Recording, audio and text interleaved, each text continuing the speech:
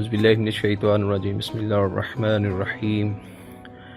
دعائے حاجات، یہ دعا حاجت پوری ہونے، بلائیں دور کرنے، اہم موقعوں پر مددگاری، سختیوں سے چھٹکارا پانے، ہلاکت سے بچنے، دشمنوں کو دفع کرنے، رنج و غم سے نجات پانے کے لیے صبح و شام پڑھیں۔ یہ دعا جناب علامہ امیر محمد باقر داماد مرحوم و مغفور کے قلم سے لکھی ہے۔ بسم اللہ الرحمن الرحیم۔ شروع اللہ کے نام سے جو رحمان و رحیم ہے۔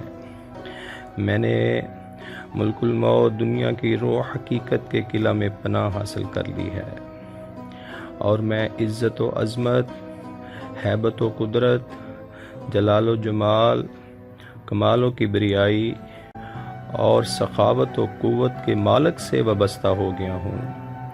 میں نے بھروسہ کر لیا ہے اس حقیقی بادشاہ پر جو زندہ و جاوید ہے، جسے نیند چھو نہیں سکتی، نہ فنا اس کے پاس آ سکتی ہے۔ میں اللہ کی حفاظت، اللہ کی حمایت اور اللہ کے امن میں داخل ہو گیا ہوں۔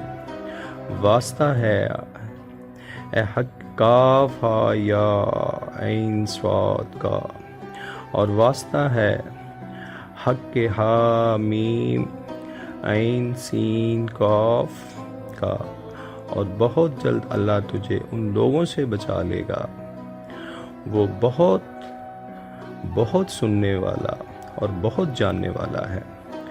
بسم اللہ ہمارا دروازہ ہے، تبارک الذی ہماری چار دیواری، یاسین ہماری چھت، قاف ہا یا عین صاد ہماری کفالت، حامیم عین سین قاف ہماری حمایت کرنے والے ہیں۔